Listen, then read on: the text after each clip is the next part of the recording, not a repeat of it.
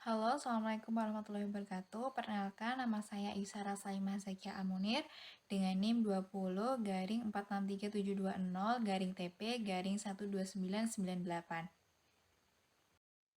Pada kesempatan kali ini, saya akan mempresentasikan review jurnal penelitian yang berjudul Effect of Heat Treatment on Denaturation Whey Protein and Resultant Renatability of Camel Milk atau pengaruh perlakuan panas pada denaturasi protein whey dan renatabilitas yang dihasilkan dari susu unta.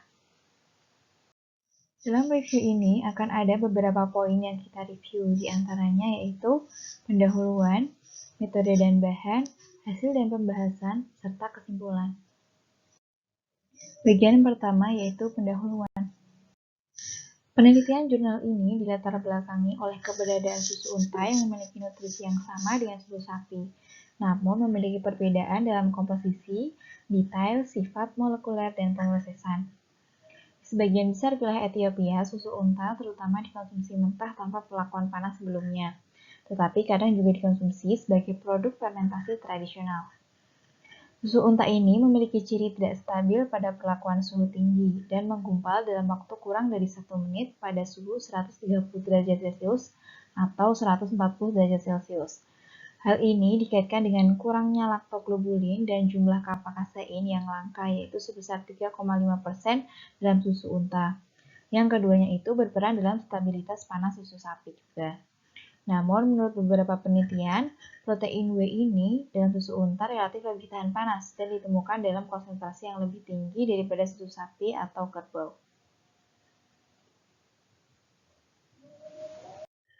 Sementara itu, susu unta ini memiliki potensi untuk dijadikan sebagai bahan utama keju karena kemiripan dengan susu sapi. Namun, selama proses pembuatan keju, perlakuan panas yang lebih tinggi dapat berdampak negatif pada proses koagulasi renat dan menghasilkan pembentukan dadi yang lemah karena interaksi protein whey yang terdenaturasi dengan misal kasein yang mengganggu aktivitas enzim koagulasi.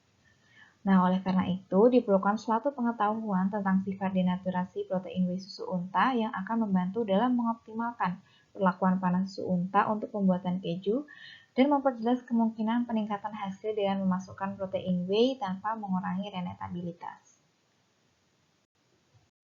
Sehingga tujuan dari penelitian ini adalah untuk menyelidiki pengaruh perlakuan panas pada denaturasi protein whey dan renatabilitas susu unta yang dihasilkan secara bersamaan untuk menentukan kondisi perlakuan panas optimum untuk pembuatan keju susu unta. Selanjutnya, kita memasuki metode dan bahan. Bahan yang digunakan dalam penelitian ini adalah susu unta dari lembah Erer, Ethiopia Timur, di mana susu unta ini diperoleh dari unta yang berusia lebih dari 2 bulan dalam masa laktasi, dan susu sapi peternakan perah Universitas Haramaya. Total jumlah susu yang diambil sebanyak 7 liter. Kemudian susu-susu ini dikumpulkan dalam wadah stainless steel steril, yang selanjutnya sampel susu ini diangkut ke laboratorium susu Universitas Haramaya menggunakan lemari es. Kemudian tata letak eksperimen dari penelitian ini. Percobaan ini dilakukan dengan menggunakan rancangan acak lengkap dengan 6 perlakuan Voltnik, yaitu masing-masing 250 ml yang dipanaskan pada suhu per kombinasi waktu yang berbeda, yaitu 40 derajat Celcius, 65 derajat Celcius per 30 menit, 72 derajat Celcius per 30 sekon, 75 derajat Celcius per 5 menit, 85 derajat Celcius per 5 menit, dan 90 derajat Celcius per 5 menit, menggunakan penangas air yang dikontrol secara termostatik. Pemanasan dilakukan dalam botol tutup biru 500 ml. Nah, kemudian setelah dipanaskan, suhu sampel diperiksa secara manual dengan termometer untuk mengidentifikasi kapan suhu akhir yang diinginkan tercapai dan memastikan waktu penahanan yang ditentukan. Nah, kemudian segera setelah pemanasan untuk waktu yang ditentukan ini, sampel didinginkan dengan cepat dalam air dingin. Sampel susu yang diprakondisikan pada suhu 40 derajat Celcius digunakan sebagai referensi untuk analisis renatabilitas. Sedangkan susu mentah digunakan sebagai referensi untuk studi denaturasi protein whey. Susu sapi digunakan sebagai pembanding untuk semua perlakuan. Percobaan ini juga dilakukan dalam tahap 2, yaitu sampel susu dikumpulkan pada 2 kesempatan terpisah. Kemudian dianalisis komposisi kotornya. Komposisi kotor berupa lemak, protein, laktosa, total padatan, dan padatan bukan lemak diukur menggunakan penganalisis susu otomatis. Dengan pH sampelnya diukur menggunakan pH meter digital. Nah, setelah dilakukan perlakuan pemanasan, sampel kemudian dianalisis total denaturasi protein W-nya. Presentasi denaturasi protein W total ditentukan dengan menganalisis nilai nitrogen non-kasein atau NCN dan nitrogen non-protein atau NPN berdasarkan standar Heldal yang dihasilkan dan dijelaskan pada AOAC 1995. pH susu kemudian disesuaikan dengan pH 4,3 untuk susu unta dan pH 4,6 untuk susu sapi seperti yang direkomendasikan oleh Wangoh, Farah, dan Puhan 1998. Kemudian pada penelitian ini juga dilakukan penentuan tingkat denaturasi protein W individu menggunakan elektroforesis gel sodium dodecylsulfat poliakrilamida atau SDH-PAGE. Nah, setelah mengalami perlakuan panas, sampel yang tadinya dikondisikan pada suhu 40 derajat Celcius di awal tadi diambil sebanyak 40 ml dan digunakan untuk memisahkan kasein dengan pengendapan pada titik isoelektriknya menggunakan HCl1N hingga pH-nya mencapai 4,3 untuk unta dan pH 4,6 untuk susu sapi. Nah, sampel yang dibeli pelakuan asam tersebut kemudian disentrifugasi dengan gaya 4000 G selama 15 menit pada suhu 4 derajat Celcius menggunakan centrifuge untuk menghilangkan lemak dan memisahkan whey, dan kemudian disentrifugasi kembali untuk mendapatkan cairan bening transparan atau supernatan. Nah, supernatan bening ini dikumpulkan ke dalam tabung Eppendorf sebanyak 2 ml menggunakan jarum suntik sekali pakai dan digunakan untuk analisis SDH-PAGE ini. Supernatan ini diencerkan dengan rasio 1:1 dengan buffer dan didenaturasi pada suhu 90 derajat Celcius selama 5 menit. Kemudian pada penelitian ini juga dilakukan analisis renetabilitas susu unta, di mana waktu gelasi atau GT, kekuatan gel maksimum atau G maksimal, dan waktu ke G maksimal yaitu waktu untuk mencapai kekuatan gel maksimum susu unta dan susu sapi diukur menggunakan reometri osilasi bebas. Nah, segera setelah perlakuan panas, 50 ml susu diambil dari masing-masing sampel susu yang diberi perlakuan panas dan didinginkan hingga 40 derajat Celcius. Kemudian dilakukan pengenceran 10 kali dengan air suling. Sampel kemudian ditambahkan kimosin pada pH 6,3 dengan konsentrasi sebanyak 70 IMCU per liter untuk selanjutnya diukur GT-nya dengan pengukuran terus-menerus selama 1 jam pada frekuensi osilasi 10 Hz. GT diambil sebagai waktu ketika peningkatan G yang dapat diamati dan direkam. G maksimal diambil sebagai nilai kekuatan gel tertinggi yang diperoleh dalam waktu 60 menit. Dan tambahan waktu untuk mencapai G maksimal juga dicatat. Setelah dilakukan berbagai proses analisis di awal tadi, kemudian dihasilkan data yang kemudian dianalisis menggunakan analisis varian Sprock-ANOVA versi 9,2. Data dinyatakan sebagai mean plus minus standar deviasi nilai yang diperoleh dari duplikat percobaan. Perbedaan signifikan secara statistik pada P kurang dari 0,65 antara rata-rata tingkat perlakuan yang berbeda. Yang ditentukan dengan menggunakan uji beda 2,3 analisis komposisi kotor nyata terkecil. Selanjutnya kita memasuki bagian hasil dan pembahasan. Setelah melalui proses analisis, kemudian didapatkan data komposisi kimia susu yang disajikan dalam tabel 1 berikut ini. Nah, pada tabel 1 ini, kadar lemak pada susu unta itu sebesar 3,39, sedangkan kadar lemak pada sapi bovin itu sebesar 3,82. Kemudian kadar protein pada susu unta sebesar 2,47, pada sapi bovin sebesar 3,37. Kemudian susu unta juga memiliki kadar laktosa sebanyak 4,80, sedangkan susu sapi memiliki kadar laktosa 4,82. Kemudian susu unta ini memiliki kadar padatan bukan lemak sebanyak 7,70 dan susu sapi memiliki kadar padatan bukan lemak 8,87. sehingga total solid padatan susu unta sebesar 11,25 dan total solid susu bovin atau susu sapi ini sebesar 12,7. Selanjutnya diperoleh juga data dari hasil analisis pengaruh perlakuan panas terhadap denaturasi protein W total, di mana hasil untuk nitrogen non-kasein atau NCN, nitrogen non-protein atau NPN, dan nitrogen protein W atau WPN ditunjukkan dalam tabel 2 berikut ini. Nah, NCN susu unta secara signifikan menurun ketika perlakuan panas melebihi 72 derajat Celcius per 30 detik. Dan efek ini meningkat dengan perlakuan peningkatan panas. Bisa dilihat di sini bahwa kadar NCN semakin menurun ya.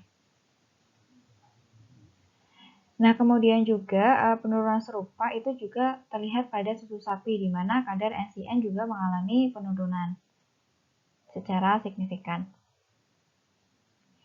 Nah, pengurangan NCN pada susu unta dan susu sapi tersebut dapat disebabkan oleh adanya denaturasi protein W yang diinduksi oleh panas, yang menyebabkan interaksi dengan misal kasein serta pembentukan agregat protein W yang larut. Kemudian jumlah NPN dalam susu unta tidak signifikan seiring dengan peningkatan perlakuan panas. Namun hal ini berkebalikan dengan susu sapi di mana jumlah NPN-nya itu meningkat secara signifikan seiring dengan peningkatan perlakuan panas. Hal ini menjadi akibat dari adanya produk degradasi protein yang diinduksi oleh panas. Nah, jumlah WPN dalam susu unta menurun secara signifikan, yaitu pada perlakuan panas yang lebih tinggi, yaitu pada 90 derajat Celcius per 5 menit. Dan secara bersamaan, denaturasi protein W total juga meningkat. Hasil serupa juga diamati pada susu sapi.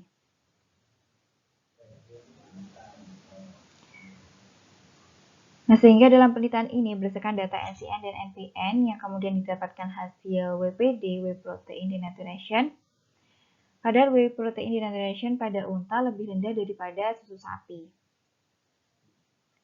di mana dapat disimpulkan presentasi denaturasi protein W dalam susu unta tampaknya lebih rendah daripada susu sapi yang mungkin disebabkan oleh ketahanan panas protein W unta yang relatif lebih tinggi dibandingkan dengan protein W sapi. Kemudian didapatkan juga data dari hasil analisis ectophoresis gel atau SDH-PEG yang ditampilkan di gambar 1 berikut ini, di mana identifikasi protein individu dilakukan dari tangga berat molekul standar serta dengan mengacu pada literatur sebelumnya. Kehadiran laktoglobulin tidak diindikasikan untuk susu unta yang terlihat pada jalur 8-13 dan hal ini sesuai dengan penelitian sebelumnya. Namun dalam susu sapi, laktoglobulin ini ditemukan sebagai protein W yang dominan dan ditemukan mengalami denaturasi pada perlakuan panas 75 derajat Celcius per 5 menit atau lebih seperti yang terlihat di gambar berikut ini, yaitu pada jalur 2 hingga 7.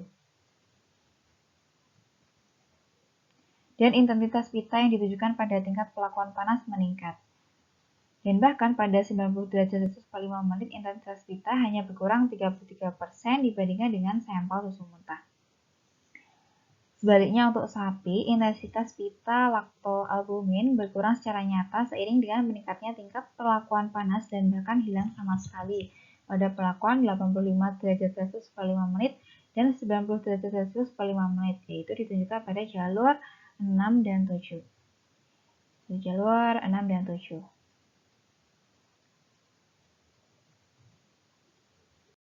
Hal ini juga terlihat dari intensitas pita yang terukur, di mana temuan ini sejalan dengan penelitian yang dilakukan oleh Al-Agami pada tahun 2000 yang melaporkan bahwa lebih sedikit denaturasi laktoalbumin dalam susu unta dibandingkan dengan susu sapi dan kerbau.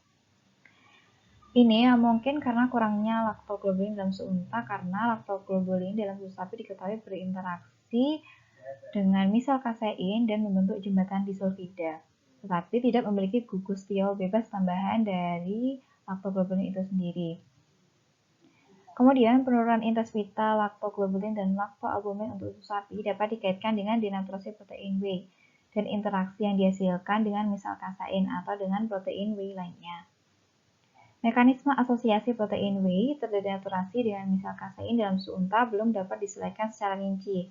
Namun, menurut penelitian Velvo Lopez Gaucheron, Atia dan Ayadi tahun 2015, laktoalbumin yang terdenaturasi dan albumin serum unta atau GSA mampu menempel pada permukaan panas peralatan pengolahan susu, baik sendiri atau berinteraksi dengan misal kasein. Intensitas pita albumin serum unta atau GSA terus menurun seiring dengan peningkatan keparahan perlakuan panas dan menghilang setelah 85 derajat Celcius per 5 menit yang ditunjukkan pada gambar 2A berikut. Demikian pula pita untuk albumin serum sapi atau PSA.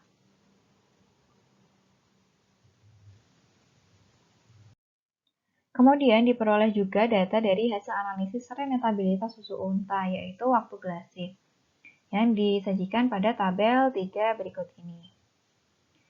Nah, waktu gelasi susu unta yang diinduksi secara renet terbukti meningkat secara signifikan seiring dengan peningkatan pengolahan panas dan tidak menggumpal pada suhu 75 derajat Celcius atau lebih. Demikian pula waktu gelasi atau GT susu sapi secara signifikan meningkat dengan peningkatan perlakuan panas dan tidak menggumpal dalam waktu pengamatan 60 menit pada suhu 90 derajat Celcius.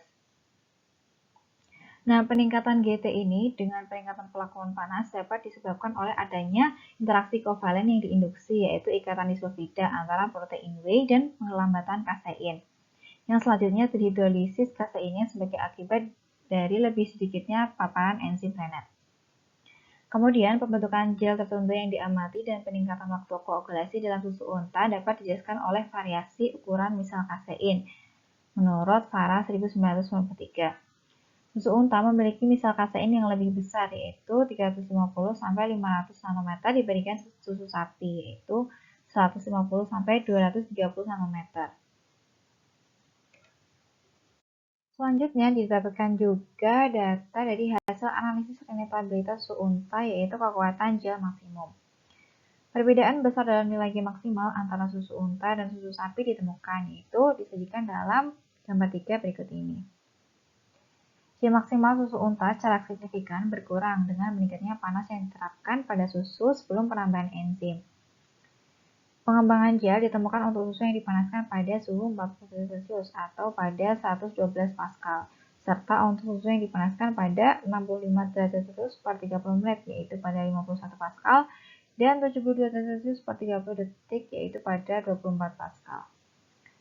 Namun, sampel yang diberi perlakuan panas lebih tinggi menghasilkan gel yang lemah tanpa G maksimal yang dapat diamati dalam waktu 60 menit. Secara signifikan, dadi yang lebih lemah juga terbentuk dalam sampel susu sapi saat perlakuan panas ditingkatkan. Sampel susu sapi mentah yang diinkubasi pada suhu 40 derajat Celcius menunjukkan G maksimal tertinggi, yaitu pada 417 Pascal. Dan sampel susu yang diberi perlakuan panas pada 65 derajat Celcius per 30 menit juga memberikan nilai kekerasan gel yang baik, yaitu sebesar 111 Pascal. Nah, menurut Dalglish dan Corredic pada tahun 2012, protein whey terdenaturasi yang berinteraksi dengan misal kasein dapat mempengaruhi fase primer koagulasi melalui hambatan sterik dan perubahan elektronegatif. Sedangkan koagulasi fase kedua dapat dipengaruhi karena penurunan interaksi potensial atau agregasi dan fusi misal para kasein atau penurunan hidrofobisitas permukaan. Sampel susu mentah yang dipanaskan pada suhu 40 derajat Celcius menunjukkan waktu yang lebih singkat untuk mencapai G maksimumnya dibandingkan dengan perlakuan lainnya. Nah, waktu untuk mencapai G maksimal secara signifikan untuk susu unta meningkat seiring dengan peningkatan perlakuan panas. Bisa ditunjukkan di tabel 4 berikut ini. Kemudian waktu untuk G maksimal pada susu sapi juga meningkat secara signifikan seiring dengan meningkatnya perlakuan panas. Nah, untuk kedua jenis susu tersebut, sampel yang diberi perlakuan pada suhu 90 derajat Celcius per 5 menit tidak mengubah dalam waktu 60 menit. Bisa dilihat di sini bahwa kedua susu unta dan sapi itu tidak mengubah pada suhu 90 derajat per 5 menit dalam waktu 60 menit. Nah, waktu yang lebih lama untuk mencapai kekuatan gel maksimum dimungkinkan karena keterlambatan proses hidrolisis, karena lebih sedikitnya paparan kasein untuk pembelahan enzim. dikarenakan interaksi protein W yang terdenaturasi. Dan dapat terlihat juga pada susu unta lebih rendah konsentrasi kaseinnya, dengan misal kasein yang lebih besar. Selanjutnya kita memasuki bagian terakhir, yaitu bagian kesimpulan. Berdasarkan data dari hasil berbagai analisis di awal tadi, didapatkan beberapa poin kesimpulan. Yang pertama yaitu pelakuan panas susu mengakibatkan denaturasi protein W yang tergantung pada intensitas panas yang diterapkan, baik untuk susu sapi dan susu unta. Kemudian, tingkat nitrogen dan kasein susu unta dan sapi menurun seiring dengan peningkatan suhu, dan persentase denaturasi protein W total meningkat dengan meningkatnya pelakuan panas. Kemudian pada susu unta, laktoalbumin menunjukkan denaturasi yang lebih sedikit dibandingkan susu sapi, sedangkan GSA dan laktofarin mengalami denaturasi sebagai fungsi dari peningkatan tingkat pelakuan panas. Kemudian, laktoglobulin tidak ditemukan dalam susu unta, di mana hal ini tidak seperti pada susu sapi. Dalam susu sapi, baik laktoglobulin dan laktoalbumin terdenaturasi seiring dengan peningkatan perlakuan panas. Kemudian, sifat gelas susu unta sangat dipengaruhi oleh pelakuan panas yang diterapkan. Untuk susu mentah yang dikondisikan hingga 40 derajat Celcius, waktu gelas yang singkat dan kekuatan gel yang tinggi ditemukan. Suhu pelakuan panas 65 derajat Celcius per 30 menit atau 72 derajat Celcius per 30 sekon dapat diterapkan tanpa mengurangi renatabilitas susu unta. Namun, pelakuan panas yang lebih intensif atau tinggi menghasilkan kekuatan gel yang sangat rendah, atau tidak ada koagulasi dalam waktu 60 menit. Nah, untuk memahami interaksi kompleks antara protein susu unta selama pelakuan panas, perlu dilakukan penelitian lebih lanjut. Berikut ini merupakan jurnal yang saya jadikan referensi pada review kali ini. Jurnal yang saya pakai merupakan jurnal LWT atau Journal Food Science and Technology. Selanjutnya kita akan memasuki sesi pertanyaan. Pertanyaan yang pertama yaitu, dalam uji renatabilitas pada susu unta terdapat pelakuan penambahan khimosin. Apa fungsi dari pelakuan tersebut? Jadi, pelakuan penambahan khimosin pada uji renatabilitas itu berfungsi untuk memberikan koagulan pada sampel susu unta, di mana setelah penambahan khimosin ini, tingkat koagulasinya diukur dan menjadi salah satu faktor yang akan mempengaruhi kekuatan dilasi. Nah, kekuatan dilasi menjadi bagian dari uji renatabilitas. Selanjutnya, pertanyaan yang kedua, apa yang dimaksud dengan khimosin? Apakah mempunyai hubungan terhadap pembuatan keju? Jadi khimosin atau sering juga disebut sebagai renin atau enzim rennet itu merupakan suatu enzim proteolitik yang dihasilkan pada perut hewan. Di mana khimosin ini diambil dari perut hewan dalam bentuk ekstrak. Khimosin memiliki sifat ketahanan terhadap asam dan perannya sebagai koagulan. Khimosin dimanfaatkan dalam proses pembuatan keju, yaitu dalam tahap pembekuan susu atau milk clotting. Nah, khimosin ini akan mengkoagulasi susu atau menghidrolisis beta-kasein sehingga susu akan bertekstur lebih kental hingga menjadi membeku.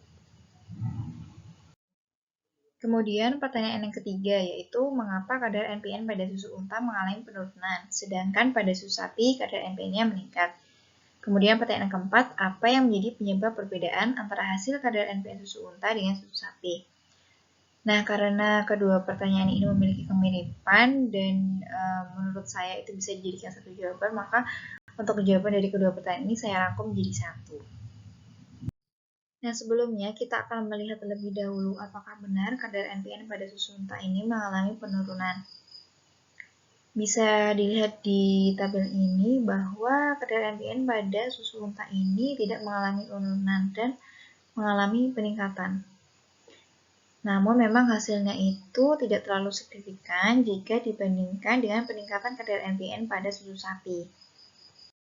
Nah, mengapa kadar NPN pada susu unta dan susu sapi ini hasilnya itu berbeda?